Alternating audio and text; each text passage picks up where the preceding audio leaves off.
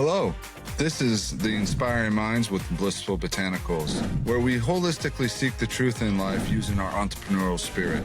I'm your host, J.R. Knopp. Hey, welcome everybody. I am here with Jesse. Jesse, why don't you tell us what you're about and who you are and what you do? Yeah. So my name's Jesse Walker. I run a Brazilian Jiu-Jitsu school called Rough Hands BJJ here in Louisville, Kentucky. We've been open since about 2017, but I've been coaching both here and at various other schools in my history. Oh dear, we're closely approaching 20 years now, so I've been Wow. grinding on it a while. Yeah. Wow. And then this is a business you started up and you're the solo captain of, or do you got like a Well, partnership? yeah. So my spouse and I, my wife and I co-own it. We started together. Um, it actually services as both a jujitsu studio. Actually, it started out as a yoga studio and has kind of evolved throughout the years. Um, so we still offer a number of those different services, but primarily Brazilian Jiu-Jitsu is our main offering. Nice, nice.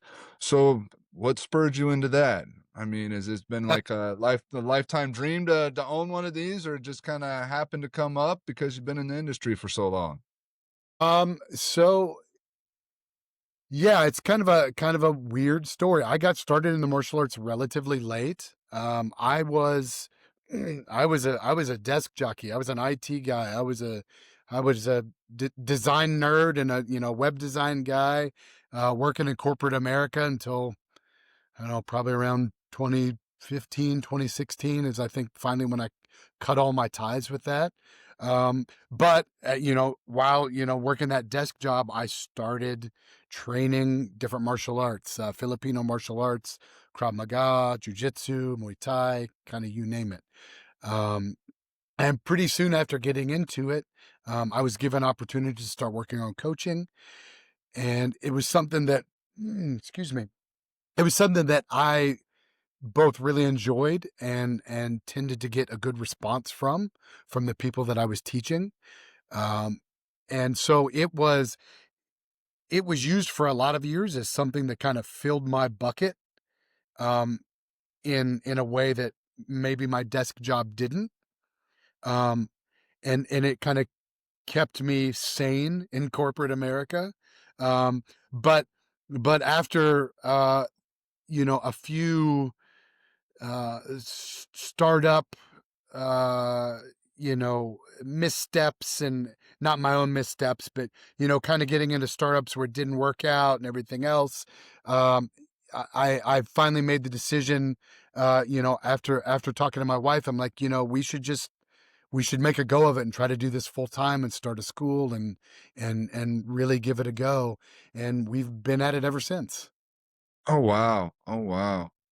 That's yeah. I mean, that's how startups kind of happen. I mean, you either Yeah. jump in the field because you have a purpose, intention to, or it just kind of morphs into that. I mean, I know I jumped into my business. I came from the land of real estate. Real estate agent, was doing that thing, and then had some mishaps happen. Had to find a kind of like a new way in life, and came across a buddy of mine who was in essence doing what we're doing. Or have you ever heard of Kratom before? I Or have. Yep. very nice, very nice. What do you know about Kratom so far? Is it Not something very not a versed? ton. It's really Okay. just kind of surface. I know it's out there. Don't know a ton about it. So yeah, I came across a buddy of mine, and he was trying to sell kratom through the internet, trying to sell, and I kinda come across him, was like, "Well, what the hell is this stuff?" And he goes, "Well, it's a natural plant, it's an herb." He goes, "Been used over in Asia for many, many years, but, I find he was talking about himself, "I find benefit because he got hurt." He was in the army, so he got hurt over in Afghanistan, and he had some back problems. And he goes, "They were always trying to put me on opioids and pills. I didn't like it." So he went and sought off an alternative way. And he came across Kratom. And he goes, "This helps with my pains, my aches," basically makes him feel like he's productive and a human again versus just something that's been battered and left off to the side.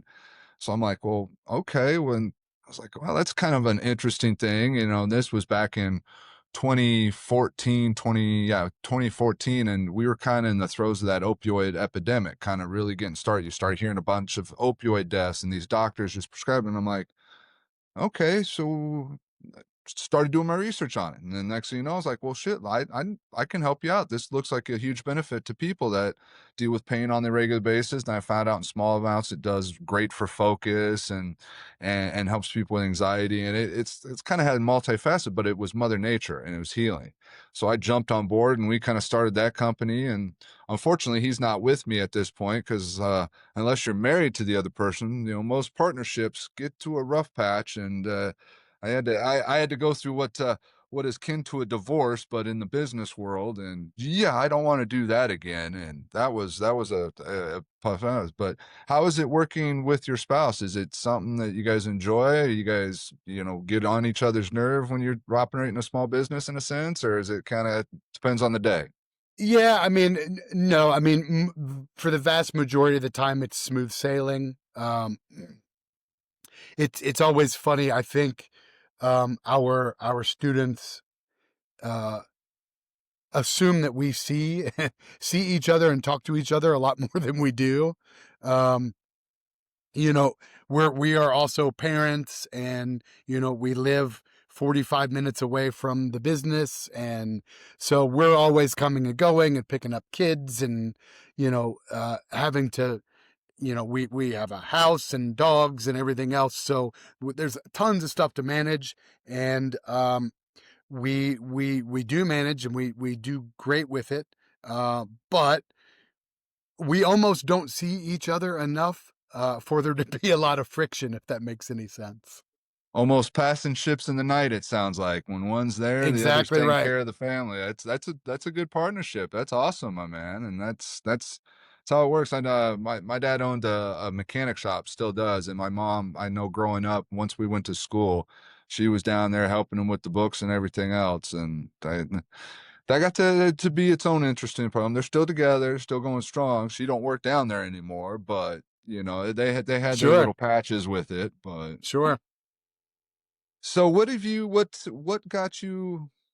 do you usually for like jujitsu? How does one find that? I know I've heard of it. I mean, thanks to Joe Rogan, and most of the time he's talking about, he's been a huge proponent of it, and I've definitely looked into it myself. But what benefits or healing benefits would you say it could provide like the average desk jockey like yourself that was stuck behind a computer all day? Yeah, that's a great question. So how do people find jujitsu? So usually there's a few paths, right? There's the obvious, uh, especially for men. There's the kind of obvious Joe Rogan path. Um, but honestly, a lot of people find it when they are looking for self defense. A lot of people find it when they're looking for um, some sort of like fun, engaging kind of exercise activity that's not just running on a treadmill or repeatedly lifting weights over and over, that sort of thing. Um, so that's generally how people find us. And what's really interesting about Brazilian Jiu-Jitsu, I was just talking about in the class I taught a little while ago. Um, Almost without exception, the thing that gets you in the door is not the thing that keeps you there. Um, and I don't know too many other businesses. You go to a coffee shop, you keep going to the coffee shop because you like the coffee, right? I mean, Yeah, sometimes it's sure. also about, oh, I see my friends there, and it's a good place to hang out. Um, Well, I mean, for me, there's usually a cute barista that gets yeah, my yeah, attention maybe, that sure, I'll come back and see her again. sure, sure. Um, so, but generally, the thing that hooks people, um, there's a few things. Number one, the social aspect is huge. Um, having that third place that's not work and it's not home, but having a place they can go and see their friends and hang out and roughhouse and have a good time. Um, that's that's really sticky. That really hooks a lot of people and keeps them training. The other interesting aspect of Brazilian Jiu-Jitsu is you're never really done with it. Um, you know, the longer you are in it, number one, the longer you're in it, the worse you feel at it, just because you always realize how much more there is to learn. But it's like this infinite hobby. You never have to be done learning. You never have to be done experimenting. There's always something new out there, someone new to train with, some new idea or take on it. Um, so for the real cerebral types, that can be very, very engaging. Oh, definitely. I mean, I could see that just being huge. And like, I guess the way Rogan has described it over the years, or at least my take on what he's described it, it's something you don't have to be young and full of energy to do. You know, it's not something it's physically demanding, mentally very demanding, but the way everybody's kind of described it to me, it's very humbling. And It even if you're big, strong, you'll find a guy that'll be able to roll you into a pretzel if they know what they're doing. But, you know, it's absolutely right. also I've heard for, like, females and stuff, it's a great thing to learn for defense and self-defense on that too, because you get to yeah, from what it's been described to me as, but yeah, I definitely, especially the older I get, the more aspects we're trying to look for something that's fun, but doesn't leave you with, like, well, like what my current situation with a broken Ooh. wrist because I was riding my mountain bike and decided to go over a jump and went over my bars, and so yeah, I've been struggling with that, and it's never fun being injured and hurt that bad. But is that kind of am I getting that right within jujitsu? It's if you do it right, there's a lot less potential for injury, or Yes. Hmm, I, so a couple of things. Number one, it is a combat sport, right? So, keeping that in mind, stuff does happen. And, like I tell other people, you could be mountain biking and go over your handles and break your wrist. Stuff happens all the time. But I think that there is a way, and I certainly see there is a trend towards um, making it, taking some of our best practices in terms of coaching and class design, and really trying to make an effort to make it safer and make it something that people can train with longevity in mind so that it's something that they can do into their 60s, into their 70s. And to be real honest, there's still a lot of gyms out there that are filled with, uh, you know, dudes in their 20s that, every time they go in there, they're in there trying to win practice, and the injury rates are much, much, much higher in places like that. But it does not have to be like that. And I think that's one of the our school is kind of pretty well known in the industry for having an inordinately high percentage of women training at our school. We're almost 50-50, uh, wow, which is absolutely unheard of.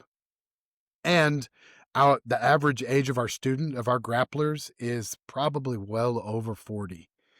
If you don't, if you take the kids classes out of it and sure, just look at the sure. adults.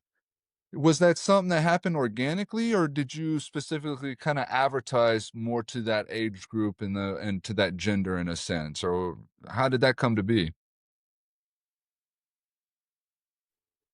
I think it was primarily driven by, we knew what kind of culture we wanted to Hmm, build at the school, okay, right? You hear culture talked about a lot in certainly in uh, aspects of martial arts schools and Brazilian Jiu-Jitsu schools in general, because there's lots of variation, lots of variety. Um, we knew that we really, the brochure in BJJ kind of Jiu-Jitsu's for everybody. But then you'd go to a lot of Jiu-Jitsu schools and it didn't look like everybody was training. It looked like a exactly. certain subset of people were training.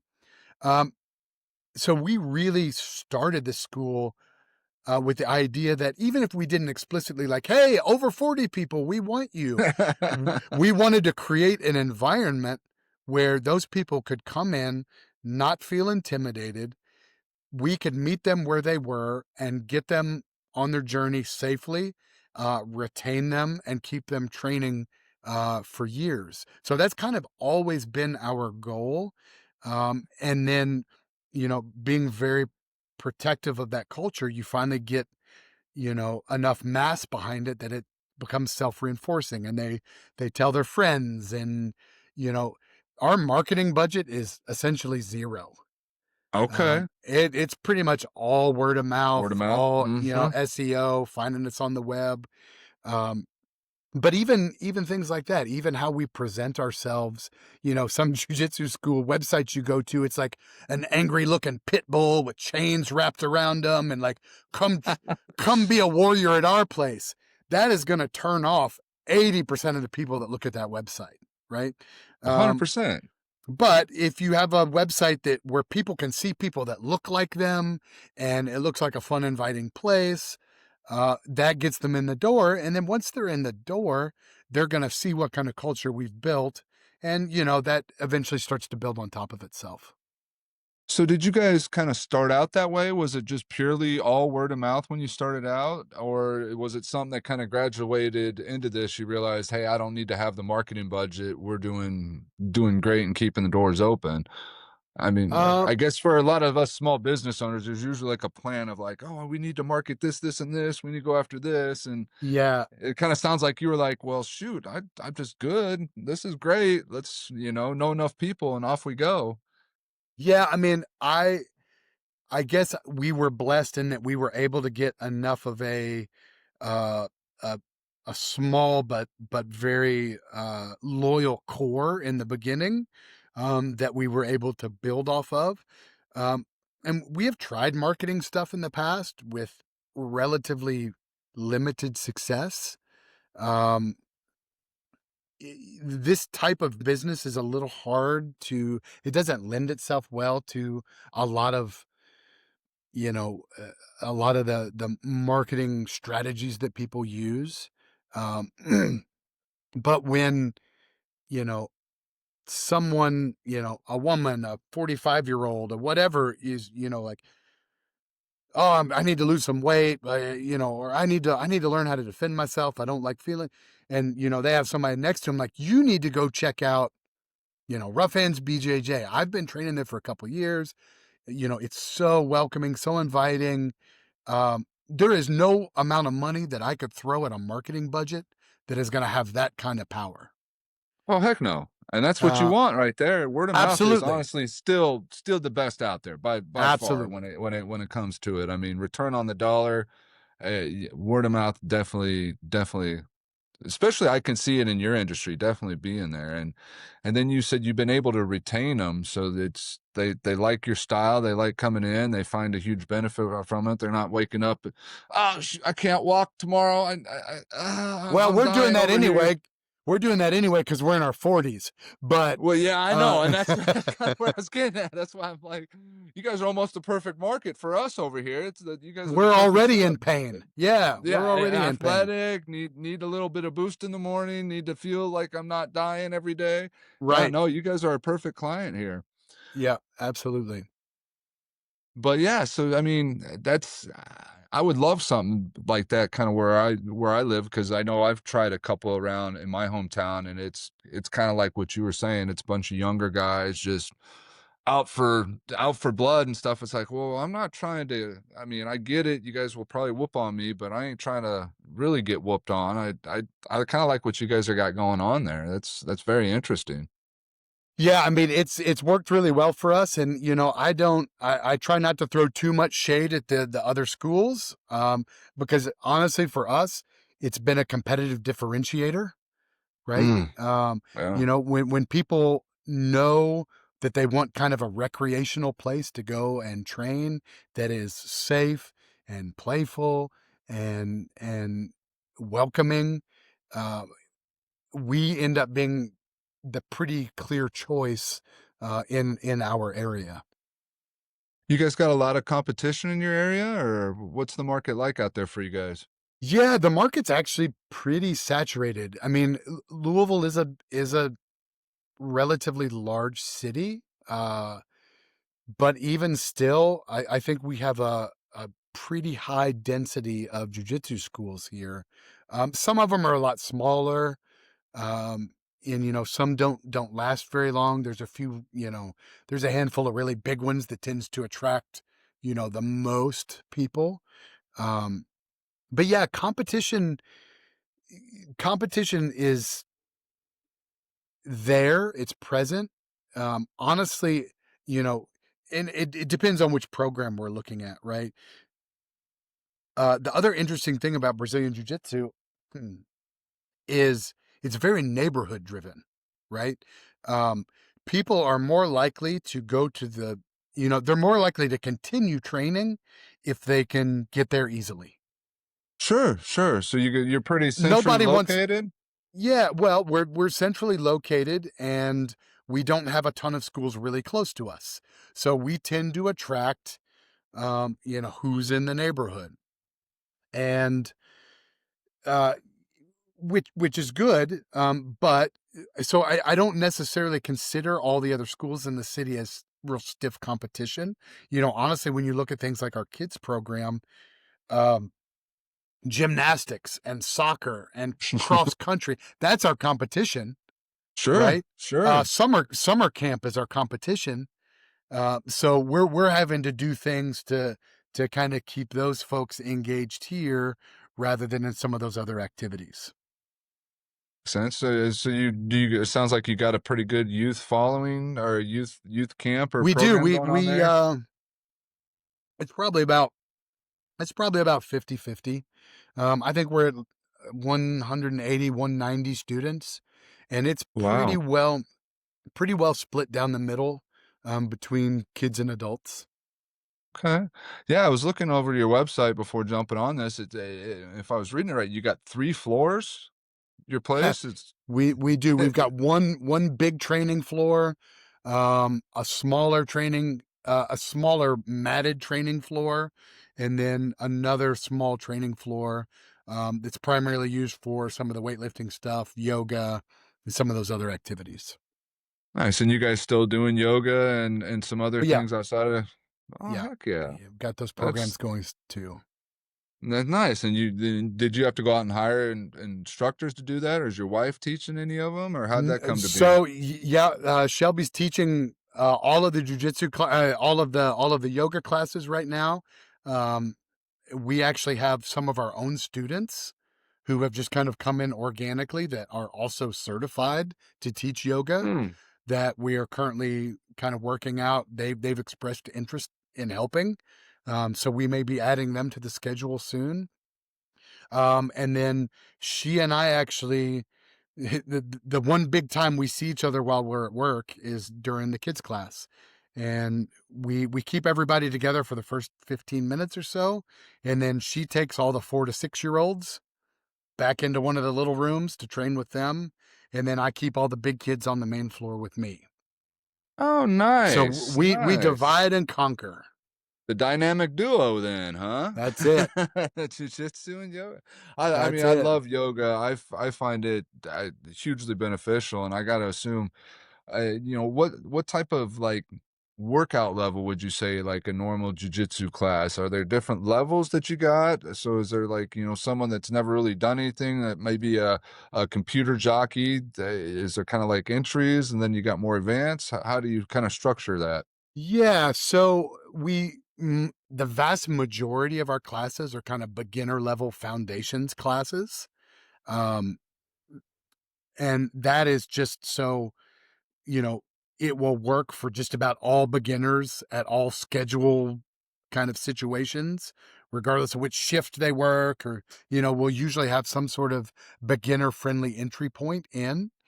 And the business of jujitsu, uh, the vast majority of your students are going to be white belts and some blue belts, which is the next belt up. You start to get some drop off after that, pretty precipitously, generally, for a variety of reasons, whether it is an injury, whether life comes up, and because we have an older student body, at least in the adult program, we get tons of working professionals. We get, lots of busy people who are having kids, getting new jobs. I got to go travel for work. I got this, I got that. So there's a little bit of transience to it. Um, but the vast majority of jujitsu business is usually in the whites and blue belts. So it probably behooves all of us to really cater to and focus on uh, services for them and things that will keep them there.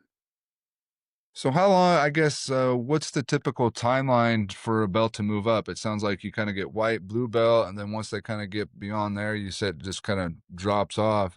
What's kind of timeline on that? Is that like a few You- months, a few years?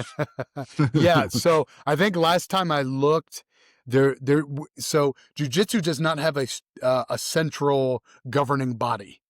But Okay. there are a few organizations that try to collect data, and one of the ones that I rely on a lot, I think the for the black belts in that organization, the average time it takes to get to a black belt, I think, was between 12 and 13 years. So it is a time investment, right? Oh yeah, And think about your last 12 or 13 years. There were probably some times that you would have had to have taken some time off from jujitsu, or maybe even had yeah, to quit, right? sure, Um, sure, 100%. so, it is a time investment. And, a lot of it just depends on the psychology of the person. There's some people that, like, once they get their blue belt, they're like, well, I think this is good enough. I accomplished this because it is, I beat it. All right, yeah, I've it won. feels like a huge accomplishment to get you a blue belt, especially when, you've spent maybe 2 years working on that blue belt. You got it. And then you're like, great. Now you can start working on your purple belt. And that's another 2 or 3 years away. Right. Sure. That can be really daunting for some people. But again, I think that goes back to, you have to deliver a product that kind of sidesteps the whole, like, I'm just worried about the belt. They have to want to come here Sure, sure. because it's fun and because they get to see their friends and because they're learning. We have to engage them in other ways because we don't hand belts out enough for that to be the thing. Yeah, and I mean, just even listening you talk about it, to me, it would make more sense of, no, just come in here for the workout. Don't worry about the belt. You're just here to have fun. You just keep coming back, keep paying the membership. Well, everybody will be happy, And the belt color and will change. It'll change. sure, You'll get it your will belts. change. But yeah, you definitely, it sounds like, no, it sounds like a really good product you got going on there. I'm a little bit jealous I'm not down there. I would definitely come and check a class out for sure. Well, come visit Um, anytime. yeah, if I'm up here in Nebraska, so it's a little bit of a, what, Kentucky? Yeah, it's probably about a 8, 9, It, 10 hour drive at yeah, it's a little least. bit of a haul. Yeah, for sure. So, well, I mean, that's awesome there. And then talking with you've heard of Kratom before. Well, outside of what have you heard about it? Anything good? Anything bad? What's your perception of it? Relatively neutral. Like I said, it's pretty limited in my knowledge base. Um, Sure. we personally, I was never a uh, recreational substance user of any sort. I never really drank. I never, smoked weed. None of that stuff. Um, so I'm pretty naive on a lot of that stuff. I've had some health issues over the last, decade and a half. And I'm in a position now where I am limited to a lot of the kind of sanctioned medications I can take. I'm not allowed to take, ibuprofen and all that stuff because it's already, my kidneys are already a little strained. Oh So boy. so my doctors steered me into cannabis. Sure. And they're, like, you're kind of, if you're not willing to go down the opiate route, which we don't want you to do and you don't want you to do, No one um, you does. know, you know, these are your kind of options. So it's been funny over the last couple of years. Um, I have been dipping my toes into the cannabis world, with, you know, with actually a lot of success. It is because Oh, I believe it. I've got terrible arthritis, and Oh, so you know, that kind of stuff. I really, certainly when used appropriately, I think they are really great tools, well, yeah. as we age, and for recovery and that sort of thing. Um, Oh, and that's, I so mean, it's, broadly, I endorse that stuff, but my knowledge is limited about that particular product. and that's, and you are a typical American in that sense. And I Yeah, mean, unfortunately, they've done a good job. I would say Big Pharma's kind of done a good job of kind of shutting out all natural remedies there for a while. And I think just because of they pushed so hard in the paint, and then COVID kind of came along, and it's kind of been showing a lot of just the shady side of that kind of industry. It's like they're not out there to cure you. They're out there to keep you in a hamster wheel that take this and get side effects from this. We'll take this and take this. And that's kind of why I jumped into this business in the first place, because Mother Nature does it the best. Cannabis is a good one. Kratom's another great one, especially when you're talking about arthritis, something you can take on a regular basis. It doesn't have all that debilitating side effects. You know, you start taking ibuprofen and some of that acetaminophen on a regular basis, you're going to have kidney problems. You're going to have uh, some other liver problems I've heard, and some of these others, just because it doesn't, and gut biome, it really has messed up a lot of people's that in that way. sure, So, I mean, a lot of the alternative kind of natural ways of doing things is kind of Mother Nature's way in saying, hey guys, we still do it the best. We're still right, getting after it. But yeah, and it's absolutely, definitely something used responsibly. I know in my industry, some of it's gotten a bad name because of when it first came out, a lot of like K2 and all this alternative stuff gets lumped into the situation, just like fentanyl. You know, they're putting fentanyl in every little thing, trying to get people scared, and just I don't even know why they're doing it outside of maybe something nefarious. But won't go down that road. I think what the only country that makes it's China. So I don't, it might be something there. I'm not sure on that, but definitely got to ask some questions on that front. But no, I would love to, when we get off this, if you don't mind, I'll send you guys some samples and some literature and stuff on read on. I'd love to get your opinion on it. yeah, Give you absolutely, like a healthy alternative to, you know, check out the arthritis and stuff like that. I know a lot of people. There was a guy here in town when I first got into business. He's big overweight, ran a bar, had bad knee problems, back problems, didn't do the opioid thing, got tired of the doc always prescribing that. Well, ended up giving some of this kratom, and he called me up 2 days later. He goes, man, I didn't really quite know when it came on. I felt good. I didn't feel like the aches and pains were there. And like he goes, I cleaned my whole garage out. I got this done. The wife didn't know what the hell I was on. I got all this stuff done, and I was working on the flathead. I'm like, well, shoot, bud, that's a huge win in my book. I mean, absolutely. and he's still an avid customer and user today. So it's That's great. definitely got some good benefits, and especially, with your clientele. And as we get older, I mean, all it takes is one little, oh man, that just really, my back just oh, what the heck? All I did was bend over and pick this up. Yeah, just being alive will injure ourselves, right? It's a given point. Well, Jesse, I appreciate you having on. Where can people find you? Where can they look you up if they're in the Louisville area? Yeah, so you can find us here in town in Louisville, Rough Hands BJJ. We are our website, roughhandsbjj.com, and we're Rough Hands BJJ on all the socials. Uh, if you already trained jujitsu, I'm out all the time teaching seminars and teaching at camps. So you'll likely run across me, and if you don't, invite me out. I'd love to come train with you. Well, that is so awesome. Well, guys, I appreciate you having you on, Jesse. Check Thank them you. out. I mean, and especially if you're an older crowd, kind of like me in the 40 plus range, definitely sounds like a good place to get off the couch and get out from behind the computer. So I appreciate y'all. Thanks, guys. Thank Have a good you. one, Jess.